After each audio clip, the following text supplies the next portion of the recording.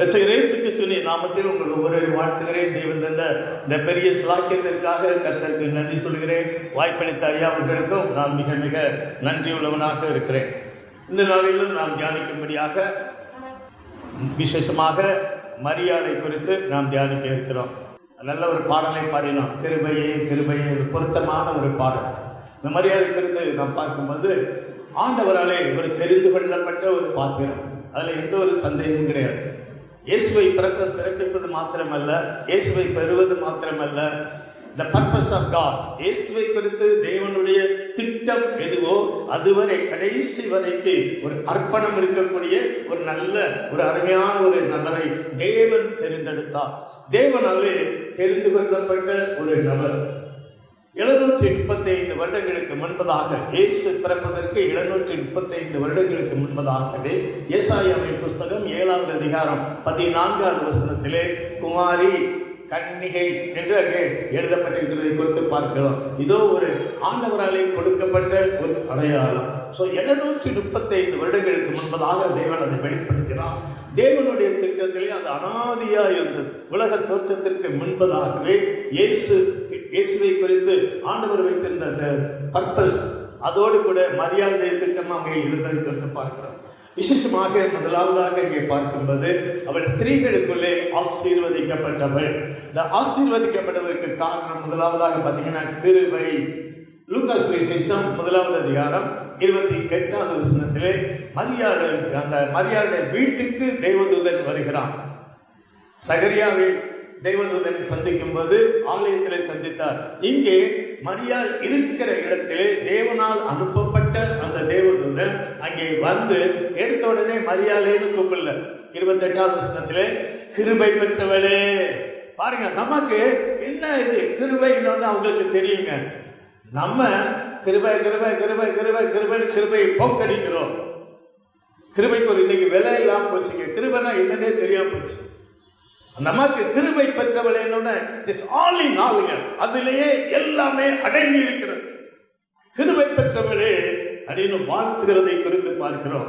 அது மாத்திரமல்ல, மறுபடியும் 30வது வசனத்தில் பார்க்கிறோம். லூக்கா 1:28, லூக்கா 1:30.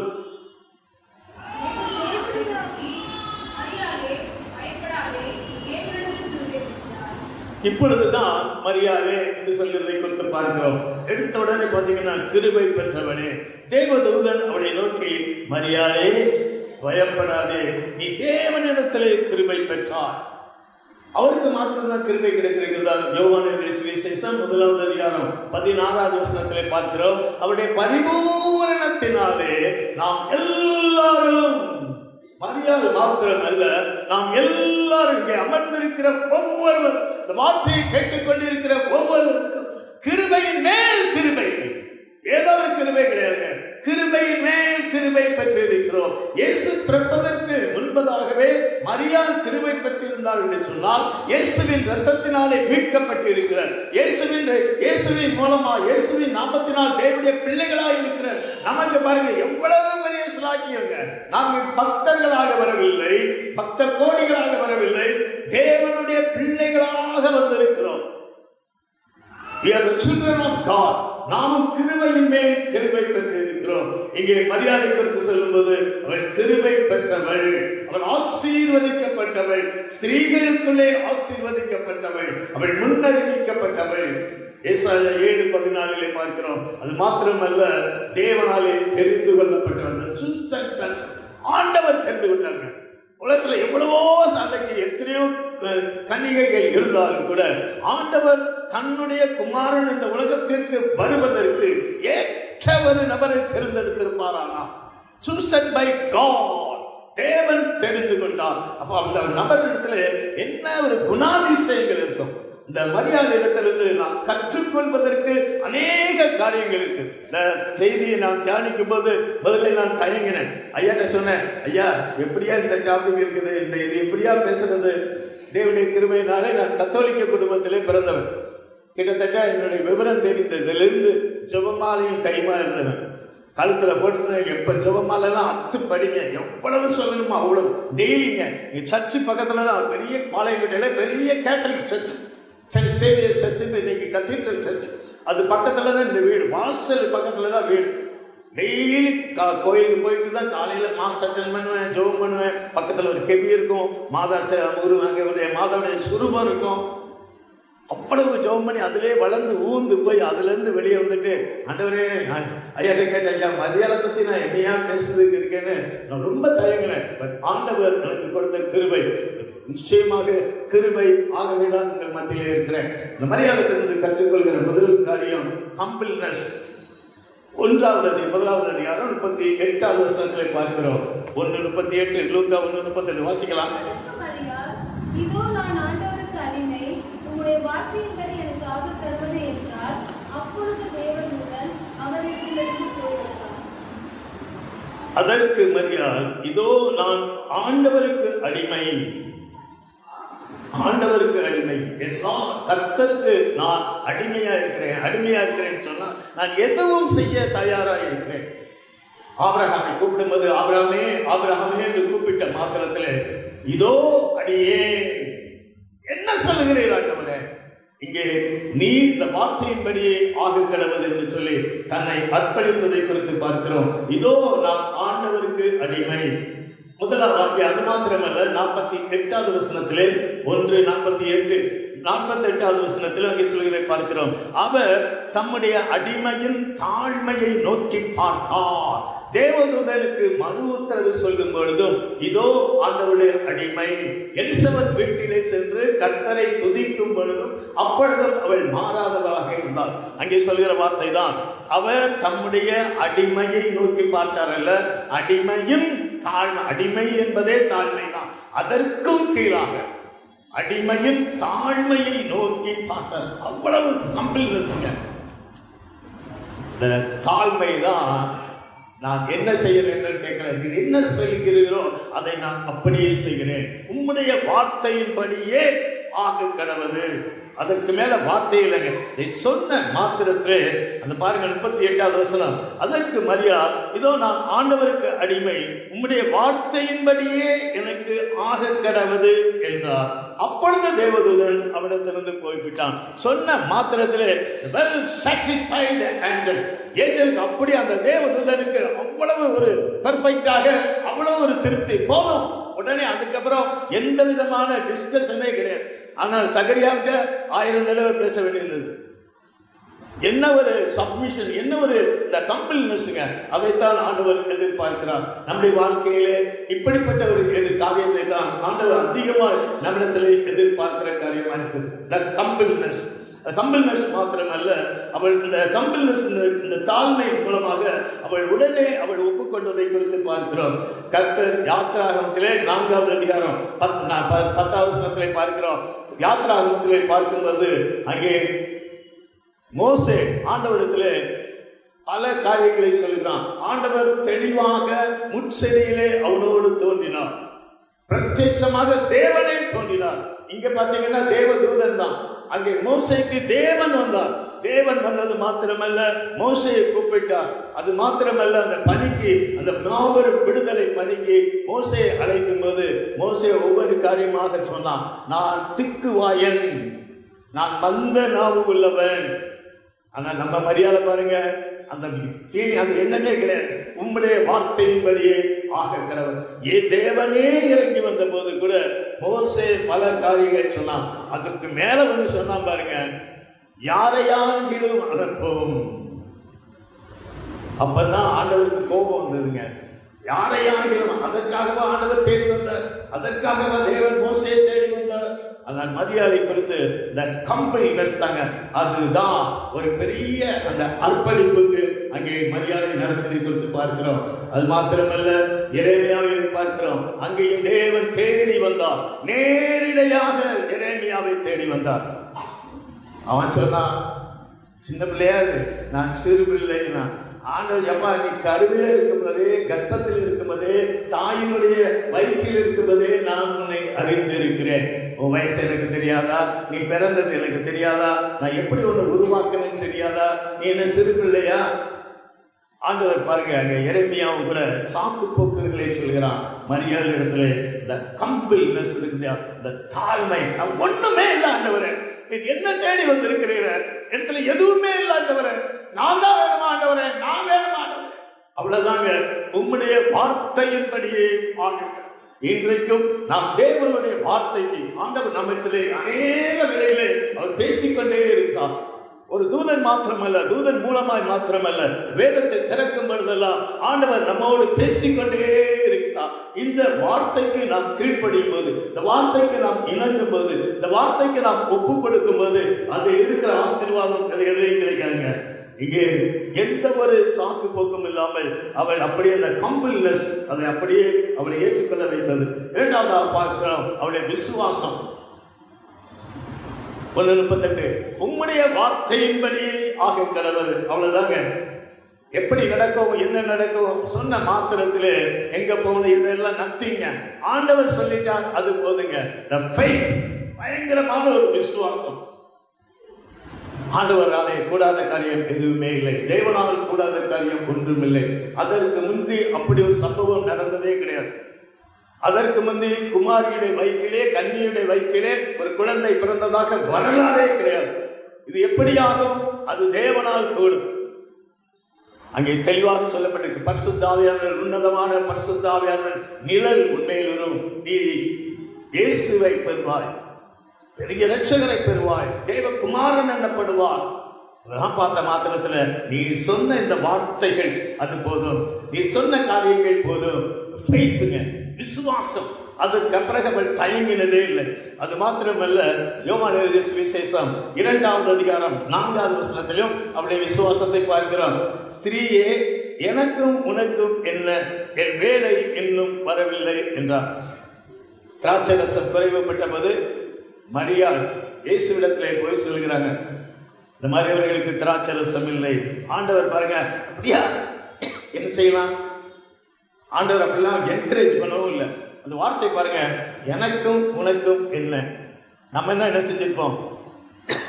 நம்ம மகன் நம்ம பேச்சை கேட்கலையே, நான் எவ்வளோ நம்பி வந்தேன், எவ்வளோ இதாக வந்தேன், இப்படி சொல்றாரு, எனக்கு உனக்கும் என்னக்காரு. ஆனால் அந்த அம்மா பாருங்க, தட் இஸ் த ஃபெய்த்துங்க. இதற்கு முந்தி இயேசு எந்த ஒரு அற்புதம் செய்ததில்லை. எந்த கல்யாண வீட்டுக்கு போனதில்லை, எந்த கல்யாண வீட்டையும் அவர் திராட்சை ரசம் உண்டாக்கவும் இல்லை. The first miracle. மரியாள் சொன்னாங்க, அங்க போய் இயேசு அதுக்கப்புறம் நிறைய பேசல. அவர் சொன்ன சரி, அவர்களுக்கு தெரியும் இயேசு யார் என்று. தேவனுடைய குமாரன் பிறப்பதற்கு முன்பதாகவே தன்னுடைய வயிற்றிலே உருவாக்க போவது தேவனுடைய குமாரன் என்று சொன்னார். 30 வருஷம் இயேசுவோடு இருந்தாங்க. இயேசு எப்படிப்பட்டு வாழ்ந்தார், இயேசு எப்படிப்பட்டு கீழ்ப்படிந்தார், இயேசு எப்படி அவர் வேத வசனங்களினாலே நிறைந்திருந்தார். ஒரு மிராக்கிள் அவங்க பார்க்கல. நேர போய் அவங்க சொன்னாங்க, அவர் உங்களுக்கு என்ன சொல்லுகிறாரோ, என்ன சொல்ல போறாருன்னு தெரியாது. அவர் திராட்சை ரசமா மாற்றுவாரா, என்ன செய்ய போறாரு, நத்திங். அவர் என்ன செய்ய போறாரு. ஆனால் ஒன்று தெரியும், அவரால் எல்லாம் கூடும். இயேசுவை அவர்களுக்கு காண்பித்தார். அவர் உங்களுக்கு என்ன சொல்லுகிறாரோ அதன்படி செய்யுங்க. வாட் எ ஃபெய்த்துங்க. அதுதாங்க விசுவாசம். இயேசுடைய அதிகாரத்தை, இயேசுடைய வல்லமையை, இயேசுடைய மகிமையை அங்கே மரியாள் அங்கீகரித்திருந்தார். இந்த மரியாள் சொன்னதின் மூலமாக அவங்க நேர இயேசுகிட்ட போனாங்க. பாருங்க, அவர் பெரிய ஃபர்ஸ்ட் மிராக்கிள். எல்லாரும் விசுவாசம் வைத்தார்கள். இந்த மரியாள் விசுவாசம் வைத்தார். மரியாள் விசுவாசம், மரியாளுடைய விசுவாசத்தின் காரணம் சீசர்கள் விசுவாசம் வைத்தார். மூன்றாவதாக பார்க்கிறோம், the submission. அவளுக்கு தாழ்மை இருந்தது, அவளிடத்தில் விசுவாசம் இருந்தது.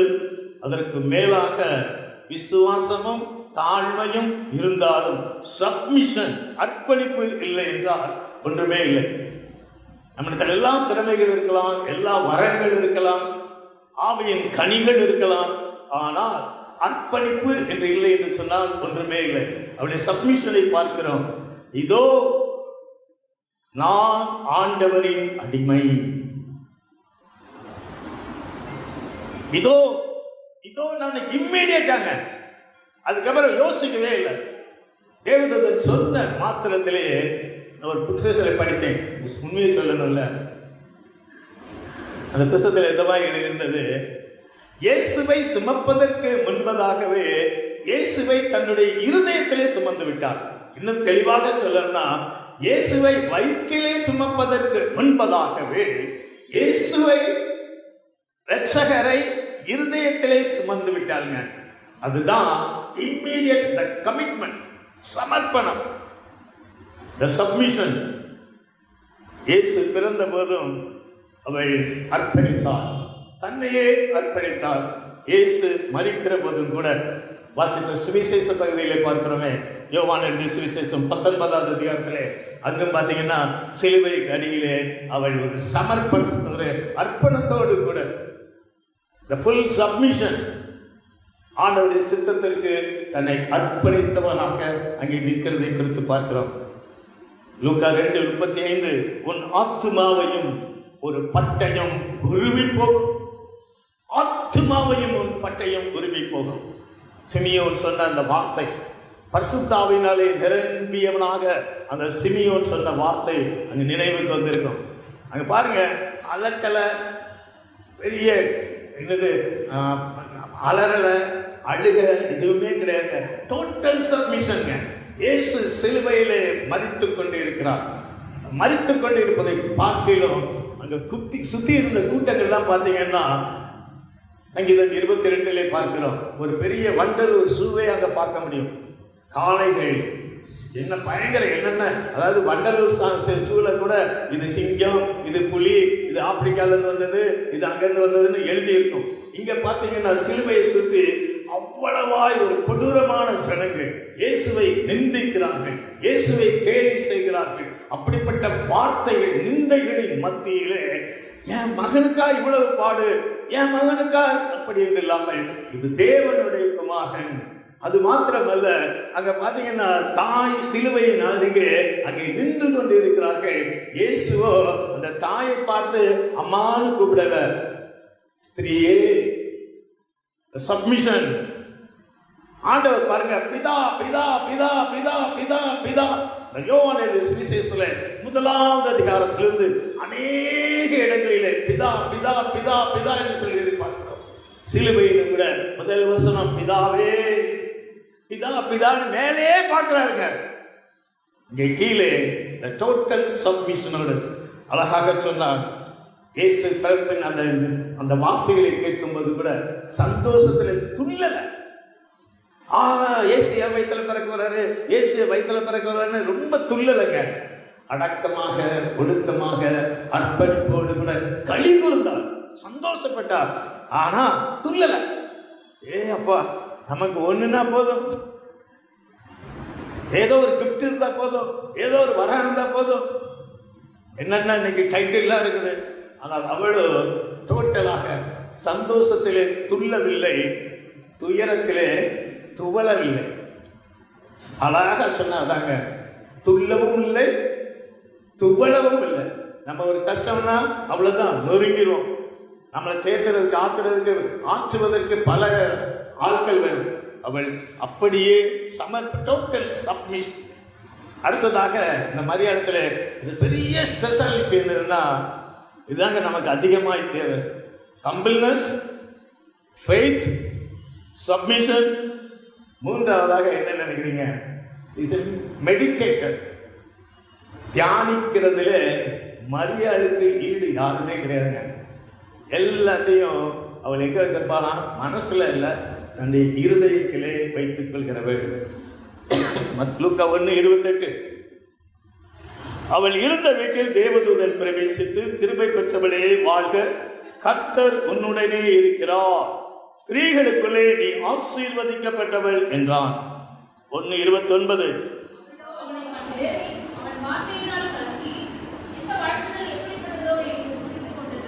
வார்த்தை, இவ்வளவு பெரிய வார்த்தை, இவ்வளவு பெரிய வாழ்த்துதல் எனக்கா? சொன்ன வார்த்தை. சகரியா தேவ தூதனை கண்டு பயந்தான். நியாயாதிபதியிலே தேவனை கண்டோ, ஒரு தேவதூதனை பார்த்த மாத்திரத்திலே தேவனை கண்டோ சாகவே சாவோ. ஆனால் இங்க நம்ம அம்மாவுக்கு, மரியாளுக்கு தேவதூதனை பார்த்து பயம் இல்லை. ஆனால் அவன் சொன்ன வார்த்தையினாலே இவ்வளவு பெரிய காரியமா, இவ்வளவு பெரிய கிருபையா, இவ்வளவு பெரிய ஸ்லாக்கியமா. 29வது வசனம், அவளோ பட் மேரி, அவளோ அவன் வார்த்தைகளினாலே கலங்கி இந்த வாழ்த்துதல் எப்படிப்பட்டதோ என்று சிந்தித்துக் கொண்டிருந்தார். அதை அப்படியே தியானிக்க ஆரம்பிச்சிட்டாங்க. மனசுல வச்சு தியானித்துக் கொண்டே இருந்தான். இயேசு என்னை வயிற்று, இயேசு பிறக்க போகிறாரு, இயேசு நான் எப்படி வளர்க்கணும், இயேசு எப்படி நடத்தணும், நான் இயேசு எப்படி வளர்க்கணும். சாதாரண காரியம் அல்ல. அப்பா எவ்வளவு பெரிய ஒரு இந்த மெடிடேஷன், சிந்தித்துக் கொண்டே தியானம் என்றால் ஏதோ சும்மா வாசிக்கும். பார்த்தீங்கன்னா நம்மளும் வேதத்தை தியானிக்கிறோம், ஏதோ வாஸ்தவம் போனோம் வாஸ்தவம் அப்படிலாம் கிடையாதுங்க. இன்னைக்கு காலையில் ஒரு வசனம் வாஸ்தவம்னா அல்லது ஒரு டாபிக் ஒரு காரியம் என்று சொன்னால் அதே நம்ம உள்ளத்தில் வைத்து மறுபடியும் மனசு கொண்டு வந்து அப்படியே தியானித்து கொண்டே இருக்கிறதுங்க. தியானிச்சு பாருங்க, ஒரு வாக்கு தத்துவம் காலையில் நமக்கு கிடைக்கிறதுனா அதே தியானிச்சு பாருங்க, எவ்வளவு பெரிய ஆசீர்வாதம். அவ்வளோ சிந்தித்து கொண்டிருந்தால் ஒரு தடவை இல்லைங்க, 2வது தடவை பார்க்குறோம். 2வது அதிகாரம் 17வது வசனம்.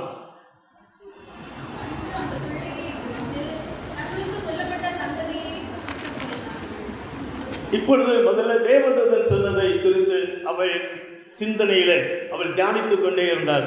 2வதாக பார்க்கிறோம், இப்பொழுது மேய்ப்பர்கள், இயேசு பிறந்த பொழுது மேய்ப்பர்கள் வந்து சொல்றாங்க, ராத்திரி நாங்க வயல்வெளியில இருந்தோம், திடீர்னு வானம் திறந்தது, தேவதூதன் இறங்கி வந்தாரு, எங்களை பார்த்து என்ன சொன்னாரு? 10வது வசனம், லூக்கா 2:10.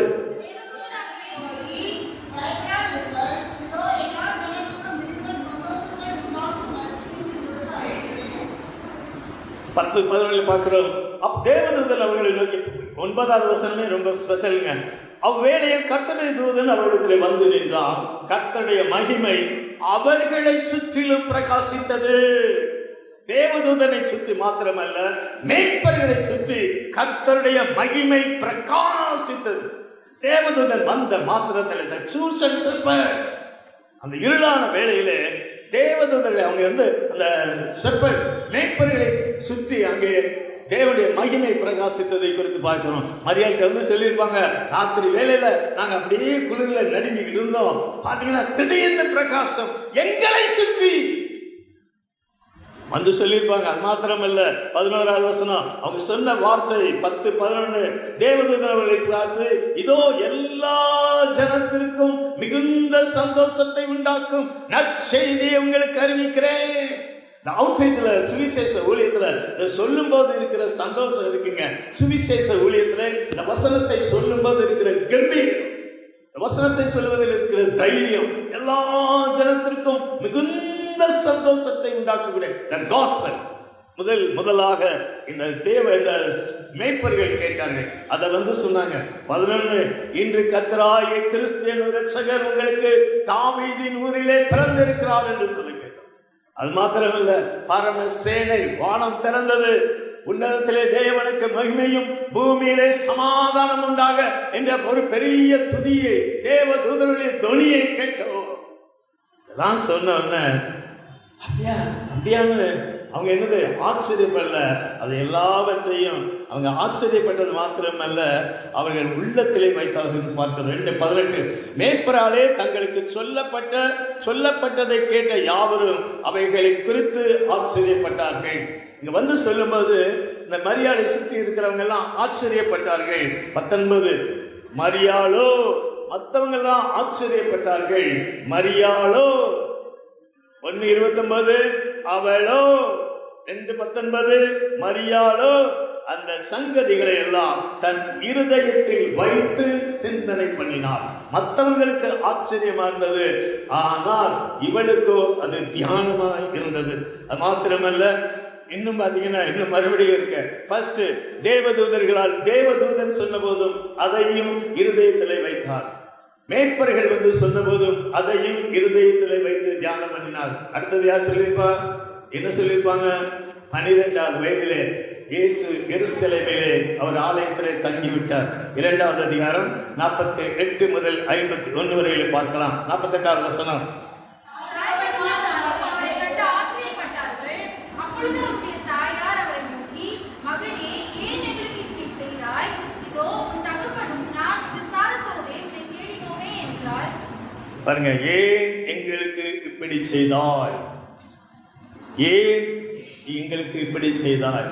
விசாரத்தோடு கவலையோடு 3 நாள்கள் நடைப்பயணம் நடந்து நடந்து அங்கே தேடி, அதுவும் கவலையோடு விசாரத்தோடு ஒரு பெரிய அந்த வேதனையோடு கூட தேடி அவங்க தேடி எருசலேமுக்கு வராங்க.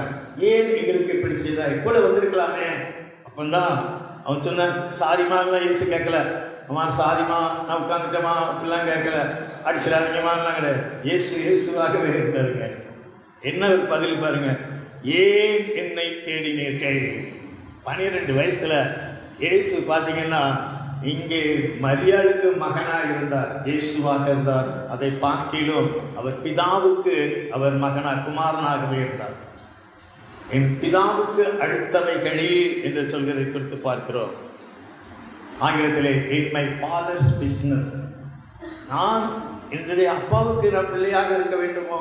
நான் பிதாவுக்கு நான் குமாரனாக இருக்க வேண்டும் அல்லவா? நான் என்னுடைய பிதாவினுடைய வீட்டிலே இருக்கிறேன். நான் பிதாவுக்கு அடுத்தவைகள். ஃபர்ஸ்ட், அவர் மரியாளின் மகன் என்றார், இஸ் எ ஹியூமன். அதே வேளையிலே தேவனுடைய குமாரன் என்று சொன்னார், அது அவருடைய டெய்டி, அவருடைய தெய்வீகத்தை குறிக்கிறது. இயேசு தேவகுமாரனாக அந்த எருசலேம் ஆலயத்திலே தங்கியிருந்ததை குறித்து பார்க்கிறோம். ஏன் என்னை தேடினீர்கள்? என் பிதாவுக்கு அடுத்தவர்கள் என்னது? தேவனை பிரியப்படுத்த வேண்டும், பிதாவை பிரியப்படுத்த வேண்டும். அது முக்கியமாக சிலுவை மரணம். அது இயேசுவுக்கு தெரியும். எதற்காக இந்த உலகத்துக்கு வந்தேன், எதற்காக வந்தேன் இயேசுவுக்கு தெரியும். அதுதான் மிக முக்கியமானது. அதைத்தான் அவர்கள் சொல்கிறார், ஏன் என்னை தேடினீர்கள். 51, இந்த சங்கதிகளை தன் இருதயத்திலே வைத்துக் கொண்டார். தேவதூதன் சொன்ன போதும் இருதயத்திலே வைத்துக் கொண்டார். மேய்ப்பர்கள் சொன்ன போதும் இருதயத்திலே வைத்துக் கொண்டார். இயேசுவே எதிர்மறையாக சொன்ன போதும் கூட அதை ஏற்றுக்கொண்டு இருதயத்திலே வைத்துக் கொண்டார். இது துக்கமான காரியம்தான், அவளுக்கு வேதனையான காரியம்தான். ஆனாலும் இருதயத்திலே வைத்துக் கொண்டார். நம்ம இப்படி ஏதாவது ஒன்றுன்னா அவ்வளோதான். சில ப்ரேயர் மீட்டிங்கில் பார்த்தீங்கன்னா ஒரு ப்ரேயர் பாயிண்ட் சொல்லுவாங்க, நடந்த காரியம். ராதாநகரி ஊர் சொன்னால் போதும். ராதாநகரி இருக்கிற ஊர் சின்ன ஒரு தாலுக்கா. அந்த தாலுக்காவில் ஒரு ப்ரேயர் செல் இருந்தது. ஒரு ப்ரேயர் செல்லுக்கு தாசில்தாரே வந்தாருங்க. தாசில்தார் வந்து ரட்சிக்கப்படாதவர், ஆனாலும் அவர் வந்தார். தாசில்தாரே வந்து ப்ரேயரில் உட்காந்தா எப்படி இருக்கும்? அவர் வந்தார். அவரும் சுயசரித வசனெல்லாம் கேட்பார், ஜெபம் பண்ணுவார், அப்படி போவார். ஒரு நாள் என்னாச்சு, அவங்க தாசில்தாருடைய ஒய்ஃப் வந்து, எங்கள் ஐயா குடிக்கிறாரு, நீங்கள் ஜெபம் பண்ணுங்கன்னு அங்கே உள்ளவங்கள்ட்ட சொன்னாங்க. அவ்வளோதான். எங்கள் ஐயா குடிக்கிறாரு, நீங்கள் ஜெபம் பண்ணுங்க. அப்போ என்ன செஞ்சுருக்கணும்? ஜெபம் பண்ணுங்க. உடனே போய் நடு ரோட்டில் தாசில்தாரை பார்த்து, ஐயா நீங்கள் குடிப்பீங்களாமே. அதுக்குள்ளங்க ஜபம் பண்ணுறதுக்கு தான் கொடுத்தாங்க அந்த வார்த்தை, அந்த இது ப்ரேயர் பாயிண்ட். அவர் அடுத்தாக்கில் வருவாரா என்ன?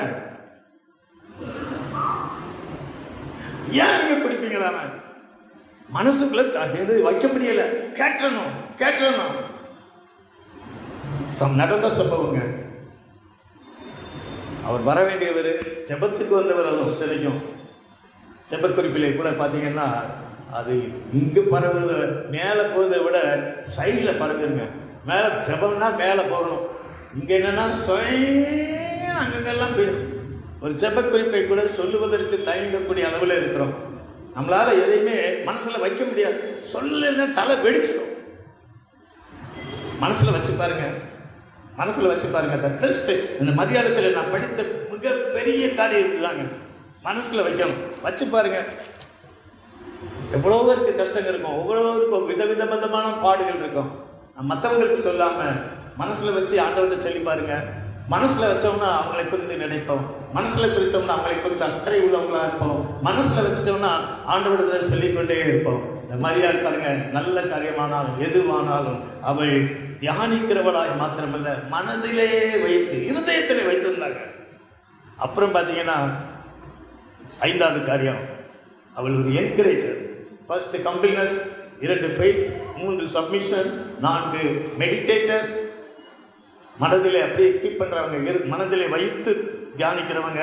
5வதாக முக்கியமாக என்கரேஜர். தேவதூதன் சொன்ன மாத்திரத்திலே உடனே தீவிரமாக எலிசபெத்தை சந்திக்க போனாங்க. 36வது வசனம், லூக்கா 1:36.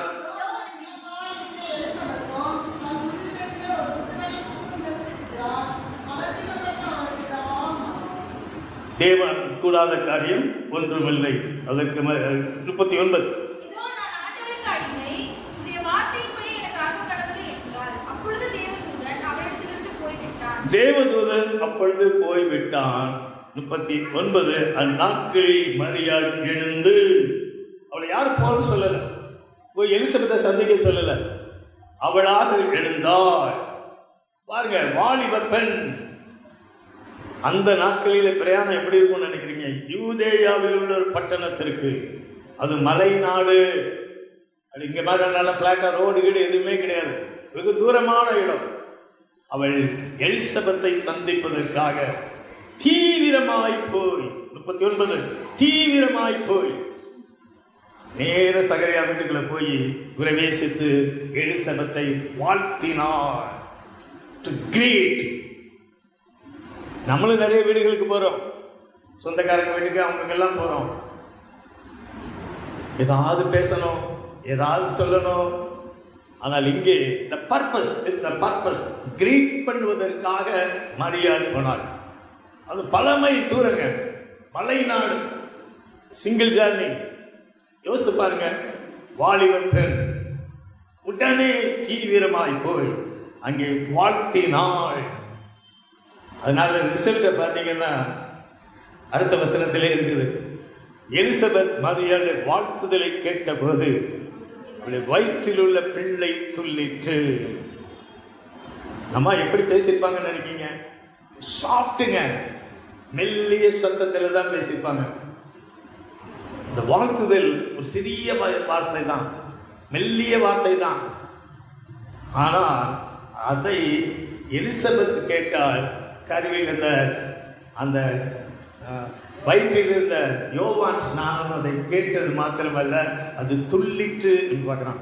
பயந்து துள்ளல, வசனம் என்ன சொல்லுது? கடிப்பாய் துள்ளி, சந்தோஷத்துல துள்ளிருக்கு. இன்னைக்கு இங்க புல்பிட்ல குதின்னு குதிச்சாலும், துள்ளுன்னு துள்ளினாலும் மக்கள் பார்த்தீங்கன்னா அமைதியா இருப்பாங்க. நீங்க துள்ளுங்கய்யா, நீங்க துள்ளுங்கய்யா, நீங்க ஆடுங்கய்யா, நீங்க பாடுங்கய்யா, மைக்க கொண்டு அங்க வரைக்கும் வாங்கய்யா, என்னென்ன செய்யணுமோ நீங்க செய்திருங்கய்யா, நாங்க எங்களுக்கு தெரியும். இன்னைக்கு ஆட்டம் உண்டு, பாட்டம் உண்டு, எல்லாமே ஓட்டமும் உண்டு, ஓடி ஓடி ஓடி ஓடி ஆடி ஆடி ஆடி.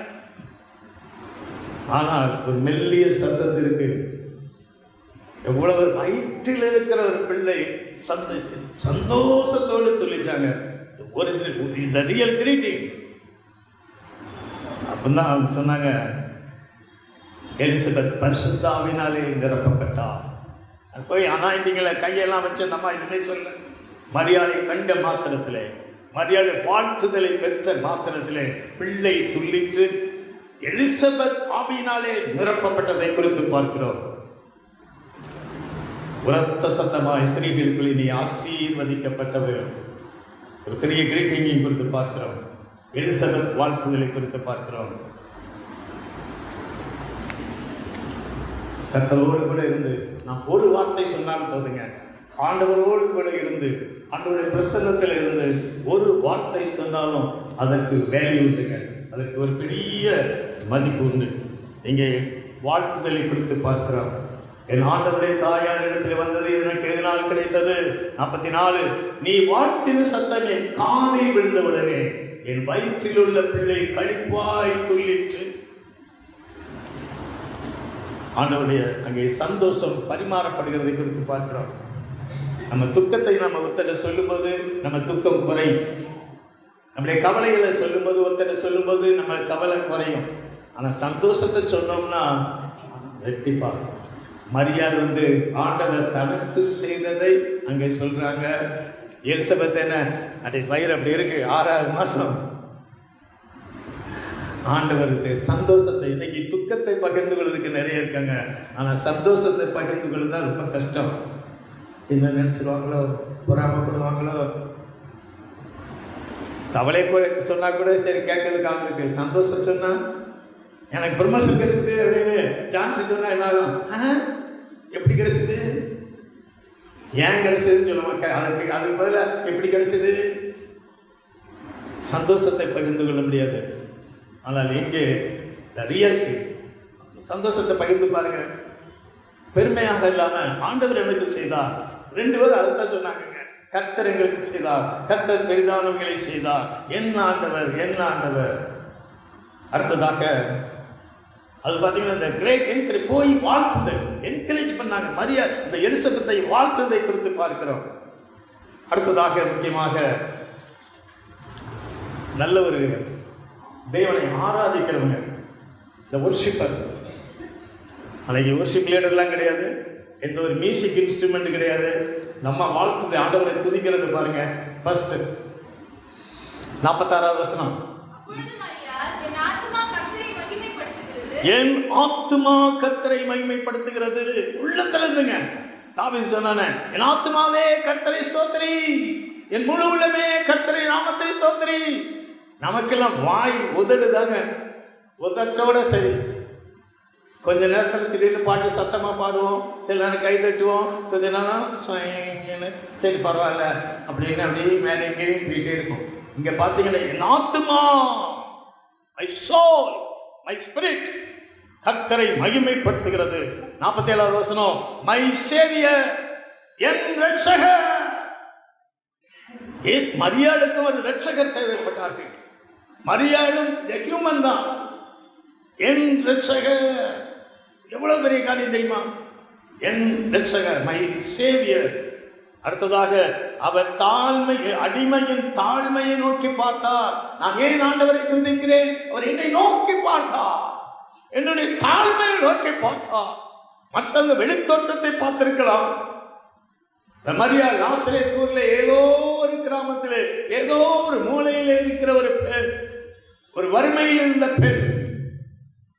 ஆனால் ஆண்டவர் என்னுடைய தாழ்மையை நோக்கி பார்த்தாரே. அடுத்தது பாத்தீங்க, வல்லமை உள்ளவர், அவர் சர்வ வல்லவர். அடுத்ததாக வல்லமை இருந்தது, அதோடு கூட பரிசுத்தம் உள்ள ஒரு தேவன். 50வது வசனம், வல்லமை உள்ளவர் இறங்குகிற தேவனாகவும் இருக்கிறார். வல்லமை இருக்கிற இடத்துல இரக்கம் இருக்கிறாது, இரக்கம் உள்ள இடத்துல வல்லமை இருக்காது. பவர் இருக்கிற இடத்துல கிரேஸ் இருக்காது, கிரேஸ் இருக்கிற இடத்துல பவர் இருக்காது. ஒரு போலீஸ்காரங்களை பார்த்தீங்கன்னா நாளைக்கு ரிட்டையர்ட் ஆகக்கூடிய நிலைமையில் இருந்தா கூட அந்த கத்து இருக்கும். Power, power, authority. அதே நேரத்தில் அடுத்த நாள் சட்டையை கலக்கிட்டு வந்தோன்னே பிள்ளைங்களாம் எங்க இருக்காங்க, அன்னைக்கு தான் அவருக்கு தெரியும் தான் யாருன்னு தெரியும். அந்த சட்டையை கலத்தின பிறகுதான் என்னம்மா இப்படிமா இருக்க, அப்பதான் அந்த இறக்கம்ங்கிறதே வருங்க. அது வரைக்கும் அந்த சட்டையை போட்டாச்சுன்னா இறக்கமாவது இதாவது யாரை பார்த்தாலும் அது மனுஷனாவே தெரியாது. அந்த சட்டையை கலத்தியாச்சு, முடிஞ்சது கதை, டோட்டல் சேஞ்ச். இப்போ பாருங்க, ஆண்டவரிடத்தில் வல்லமையும் இருந்தது, இரக்கம். அவருடைய இரக்கம் அவருக்கு பயந்தவர்களுக்கு தலைமுறைக்கும் உள்ளது. இப்படியாக ஆண்டவரை துதிக்கிறதை குறித்து பார்க்கிறோம். My Xavier, my Lord. அவருடைய பரிசுத்தத்தை குறித்து, அவருடைய இரக்கங்களை குறித்து பெஸ்ட் வொர்ஷிப்பர். உடனே அதுவும் எலிசபெத்துடைய வீட்டிலே இம்மிடியேட்டா ஆண்டவரை துதிப்பதற்கு அவள் காத்திருக்கவில்லை. தேவனுடைய நன்மைகளை பெற்றவள், தேவனை அறிந்த மாத்திரத்திலே. கடைசியாக முக்கியமாக the fellowship with the disciples. தான் பெரிய ஆளு, நான் இயேசுடைய அம்மா, இயேசுடைய தாய்னா அவள் கொண்டாடி கொண்டு இருக்கவில்லை. செய்த பெரிய காரியம். அப்போஸ்தலர் நடவடிக்கைகளின் புஸ்தகம் 1வது அதிகாரம் 13வது வசனத்தை பார்க்கிறோம். 13, 14 அங்க பாத்தீங்கன்னா ஒரு பெரிய லிஸ்டே இருக்குது. எடுத்தோன்னு பாத்தீங்கன்னா மரியாள் கிடையாது, பேதுரு. அவர்கள் அங்கே வந்தபோது மேல் வீட்டில் ஏறினார்கள். அதிலே பேதுருவும் யாக்கோபும் யோவானும் அந்திரேயாவும் பிலிப்பும் தோமாவும் பர்த்தலமேயும் மத்தேயு அல்பேலின் குமாரனாகிய யாக்கோபும் செலபத்தேயுடைய எனப்பட்ட சீமோனும் யாக்கோபின் சகோதரனாகிய யூதாவும் அங்கே தங்கி இருந்தார்கள். எவ்வளவு பெரிய லிஸ்டுங்க, அப்போஸ்தலருடைய பேரெல்லாம் வருது. அதுக்கப்புறம் தான் பார்த்தீங்கன்னா அடுத்த வசனத்திலே பார்க்கிறோம்.